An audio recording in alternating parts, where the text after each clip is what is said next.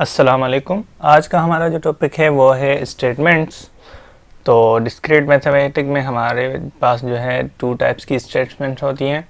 एक होती है सिंपल स्टेटमेंट और दूसरी होती है कंपाउंड स्टेटमेंट। सबसे पहले हम सिंपल स्टेटमेंट देख लेते हैं कि वो क्या है। Statement is declarative sentence that is either true or false but not both. It is also called proposition. तो ऐसी स्टेटमेंट जो कि डिक्लेरेटिव स्टेटमेंट हो, या तो वो ट्रू हो या तो वो फॉल्स हो, पर वो दोनों नहीं होनी चाहिए, उसको हम सिंपल स्टेटमेंट कहते हैं। और हम सिंपल स्टेटमेंट को प्रोपोजिशन भी कहते हैं। आइए हम एग्जाम्पल देखते हैं ताकि हमें ठीक से समझ में आ जाए। For example, grass is green. तो ये स्टेटमेंट जो है ये एक सिंपल स्टेटमेंट है। तो जो ग्रास इज़ ग्रीन, अब ग्रास ग्रीन हो भी सकता है, ये ट्रू भी हो सकता है और ये फॉल्स भी हो सकता है, तो ये सिंपल स्टेटमेंट है। तो इसको हम कहेंगे it is a proposition statement. अगर यहाँ पे मैं लिखूँ क्लोज द डोर, तो यहाँ पे ये जो क्लोज द डोर स्टेटमेंट है ये एक ऑर्डर है, तो ये हमारा प्रोपोजिशन में नहीं फॉल करता। ये स्टेटमेंट ट्रू भी नहीं हो सकती, फॉल्स भी नहीं हो सकती, क्योंकि ये एक डिक्लेरेटिव सेंटेंस नहीं है। तो इससे हम कहेंगे इट इज़ नॉट प्रोपोजिशन। एक सिंपल स्टेटमेंट जो है वो या तो ट्रू होगी या तो फॉल्स होगी। अगर वो दोनों होगी फिर भी वो सिंपल स्टेटमेंट नहीं कहलाएगी।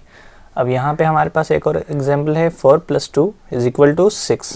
तो ये स्टेटमेंट भी ट्रू या फॉल्स हो सकती है। तो हमें पता है यहाँ पे ये ट्रू है, तो ये स्टेटमेंट भी प्रोपोजिशन कहलाएगी। अगर यहाँ पे 4 + 2 = अगर मैं यहाँ पे 8 भी कर देता हूँ तब भी ये एक सिंपल स्टेटमेंट कहलाएगी, क्योंकि ये फॉल्स है। और जो स्टेटमेंट ट्रू या फॉल्स होती है वो प्रोपोजिशन कहलाती है या सिंपल स्टेटमेंट कहलाती है।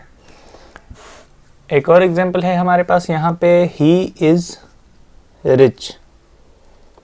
तो यहाँ पे ये आप बताएं मुझे कि ये सिंपल स्टेटमेंट है या नहीं। तो देखें ही इज़ रिच। अब जो यहाँ पे ही है, यहाँ पे एक प्रोनाउन यूज़ हुआ है, तो इस प्रोनाउन की वजह से ये स्टेटमेंट सिंपल स्टेटमेंट नहीं रहेगी, प्रोपोजिशन नहीं रहेगी। क्यों? क्योंकि हमें नहीं पता कि ही कौन है। ये ट्रू भी हो सकती है स्टेटमेंट, फॉल्स भी हो सकती है, बोथ। सो यहाँ पे डेफिनेशन में हमारे पास है कि सिंपल स्टेटमेंट जो है ट्रू या फॉल्स हो सकती है, वो दोनों नहीं हो सकती। तो ये स्टेटमेंट जो है वो दोनों हो सकती है। हो सकता है ही कोई पुअर आदमी हो तो वो ये स्टेटमेंट फॉल्स हो जाएगी। हो सकता है ही कोई रिच, हकीकत में ही रिच आदमी हो, तो ये स्टेटमेंट ट्रू भी हो सकती है।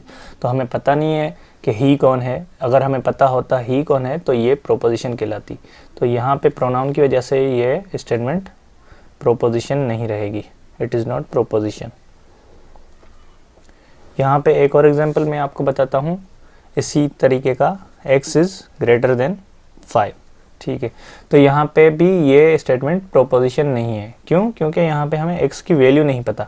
अगर हमें x की वैल्यू पता होती तो ये प्रोपोजिशन स्टेटमेंट हो सकती थी, लेकिन यहाँ पे x की वैल्यू हमें नहीं पता, इसलिए it is not a proposition statement.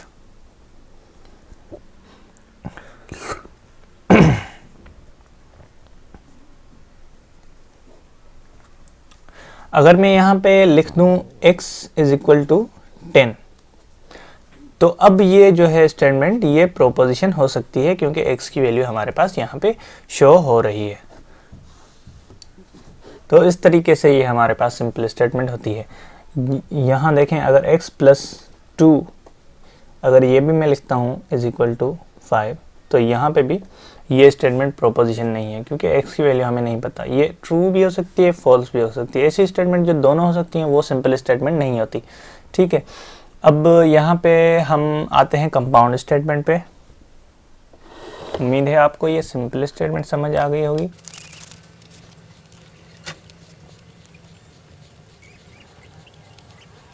तो हमारे पास ये कंपाउंड स्टेटमेंट की क्या डेफिनेशन है? Collection of statements is called compound statement. वही सिंपल स्टेटमेंट हमारे पास अगर दो आ जाएं और उनके बीच में हम लॉजिकल ऑपरेटर्स यहाँ पे यूज़ करते हैं, और उस स्टेटमेंट को हम कंपाउंड स्टेटमेंट कहते हैं। मिसाल के तौर पे मैं आपको फॉर एग्जांपल यहाँ पे कंपाउंड स्टेटमेंट के हम एग्जांपल देख लेते हैं। 3 + 2 = 5। यहाँ पे मैं लॉजिकल ऑपरेटर यूज़ करूँगा एंड, ठीक है, 5 + 2 = 7। तो ये हो गई हमारी ये क्या हो गई, कंपाउंड स्टेटमेंट, ठीक है। इसी तरीके से एंड की जगह पे और भी यूज़ हो सकता है, ठीक है, और लॉजिकल ऑपरेटर भी यूज़ हो सकता है, या फिर एंड और तीसरा हमारे पास कौन सा है, not. Math is not difficult. तो अगर नॉट भी किसी स्टेटमेंट में यूज़ हो रहा है तो वो स्टेटमेंट भी हमारी कंपाउंड स्टेटमेंट कहलाएगी, ठीक है। Math is not difficult. यहाँ पे हम एक और एग्जांपल देख लेते हैं। 3 + 2 = 5 and Islamabad is the capital of Pakistan,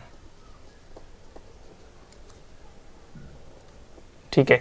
अब यहाँ पे अगर मैं इस स्टेटमेंट को P दे दूँ, ठीक है, और ये वाली स्टेटमेंट को अगर मैं यहाँ पे Q दे दूँ, और एंड को हम ये डिस्क्रीट मैथमेटिक में इस सिंबल के ज़रिए शो करते हैं। तो ये सिंबल्स की भी वीडियो मेरी अलग आ रही है, वो भी आप देख सकते हैं, लिंक आपको मिल जाएगा। तो यहाँ पे P एंड Q, तो इस पूरे सेंटेंस को जो है हम इस तरह भी शो कर सकते हैं। हमने इस स्टेटमेंट को P डिक्लेयर कर दिया, इसको Q, और यहाँ पे हमारा एंड ऑपरेटर, ठीक है। अगर और होगा तो P और Q, ठीक है। और अगर हमारी ये मैथ इज़ नॉट डिफ़िकल्ट, तो यहाँ पे नॉट के लिए आपको पता है, यहाँ पे नॉट P, ठीक है, ये हमें P हो जाएगा, P मैथ इज़ डिफ़िकल्ट, और यहाँ पे हम नॉट ऑपरेटर यूज़ करेंगे तो नॉट P हो जाएगा। तो इसी तरीके से हम यहाँ पे देखें P एंड Q, हमारे पास P और Q, इसी तरीके से यही स्टेटमेंट्स की हम प्रोबेबिलिटी डिस्क्रीट मैथमेटिक्स में ही निकालते हैं। तो देखें हम प्रोबेबिलिटी कैसे निकालते हैं। हमारे पास ये एक स्टेटमेंट है, एक ये स्टेटमेंट है। अब ये ट्रू भी हो सकती है, फॉल्स भी हो सकती है, ये भी ट्रू भी हो सकती है, फॉल्स भी हो सकती है। तो हमारे पास टोटल प्रोबेबिलिटीज़ कितनी है, तो वही हम डिस्क्रीट मैथमेटिक्स में बनाना सीखते हैं। तो देखें हमारे पास 2 स्टेटमेंट हैं, 2 स्टेटमेंट की प्रोबेबिलिटी कैसे निकालते हैं आपको पता है। यहाँ पे 2 टाइम्स ट्रू लिखेंगे आप, यहाँ पे 2 times false, then true false true false, ठीक है। तो यहाँ पे देखें हमारे पास प्रोबेबिलिटीज़ जितनी भी थी वो आ गई। हमारे पास 4 प्रोबेबिलिटीज़ हो सकती हैं। देखें या तो दोनों ट्रू हो सकती हैं, स्टेटमेंट्स जो ये हैं ऊपर हमारे पास ये वाली दोनों ट्रू हो सकती हैं, या तो एक ट्रू एक फॉल्स हो सकती है, या एक फॉल्स दूसरी ट्रू हो सकती है, या दोनों फॉल्स हो सकती हैं। तो इस तरीके से हम डिस्क्रीट मैथमेटिक्स में प्रोबेबिलिटीज़ निकालते हैं। अगर P Q R हो तो हमारे पास 8 प्रोबेबिलिटीज़ बनेंगी। तो वही फार्मूला आपको पता होना चाहिए, 2 पावर n। अगरचे हमारी 2 स्टेटमेंट्स हैं तो हमारी 4 प्रोबेबिलिटीज़ बनेंगी। अगरचे हमारी 3 स्टेटमेंट हैं तो हमारी 8 प्रोबेबिलिटी बनेंगी। अगर 4 हैं तो देखें ये पावर हम इस तरीके से सॉल्व करते हैं। ये हमारी 3 थी, 2 2 ज़ा 4 4 2 ज़ा 8। अगर हम 4 ले लें, 2 2 ज़ा 4 4 2 ज़ा 8 8 2 ज़ा 16, तो 16 प्रोबेबिलिटीज़ आ जाएंगी हमारे पास। इसी तरीके से आप कितनी भी स्टेटमेंट्स हों, आप इस फॉर्मूले के ज़रिए प्रोबेबिलिटी उनकी आराम से निकाल सकते हैं। 2 2 ज़ा 4 4 2 ज़ा 8 8 2 ज़ा 16 16 2 ज़ा 32, ठीक है। इसी तरीके से 64 128, और ये डबल होता जाएगा जैसे जैसे आप पावर बढ़ाते जाएंगे, या आपकी स्टेटमेंट्स जैसे जैसे ज़्यादा होती जाएगी। उसके बाद हमारे पास P Q आ जाता है, हम P एंड Q निकालते हैं फिर डिस्क्रीट मैथमेटिक्स में, क्योंकि हमारे पास यहाँ पे एंड ऑपरेटर यूज़ हुआ है स्टेटमेंट में, ठीक है, ये रहा। तो एंड ऑपरेटर आपको पता है अगर 2 ट्रू होंगे तभी ट्रू आता है, वरना ये फॉल्स होता है। तो यहाँ पे ट्रू, यहाँ पे फॉल्स आ जाएगा, यहाँ पे फॉल्स आ जाएगा, और यहाँ पे भी फॉल्स आ जाएगा। तो ये हमारा P एंड Q भी जनरेट हो गया, ठीक। तो उम्मीद है मुझे आपको ये समझ आ गया होगा दोनों स्टेटमेंट्स, और ये भी आपको पी क्यू स्टेटमेंट बनाना और इनके बीच में लॉजिक गेट्स लगाना भी आपको आ गया होगा। और ये आपको फार्मूला ये तो मैंने पहले भी मेरी कई वीडियोस में बता चुका हूँ। Thank you.